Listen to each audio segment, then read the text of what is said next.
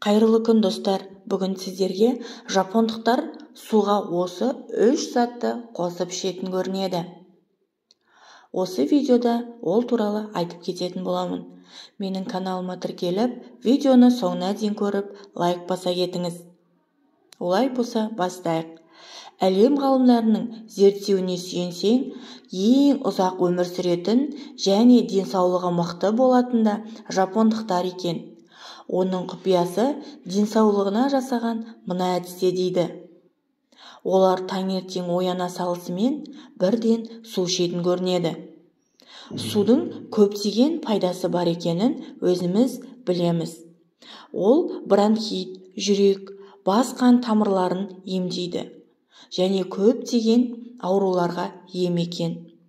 Бірақ жапондықтар тек суды ішіп қана қоймай, осы 3 затты қосып ішеді екен. Оның біріншісі сарымсақ қосылған су. Ол көптеген элементтерге бай. Әсіресе ағзаны микробтар мен вирустардан қорғайды екен. Бұл суды кімге ішуге болмайды?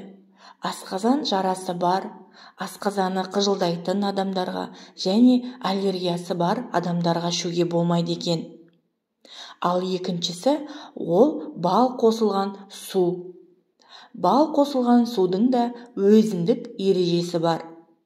Бұл емдік сусынды тамақтанар алдында 30-35 минут бұрын ішсеңіз болады.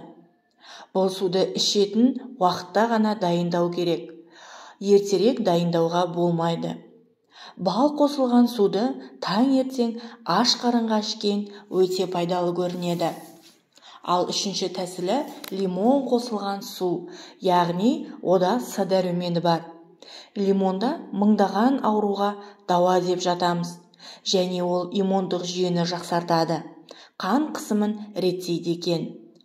Осы әдістердің қайсысын сіз қолданасыз? Комментарияға жаза кетіңіз.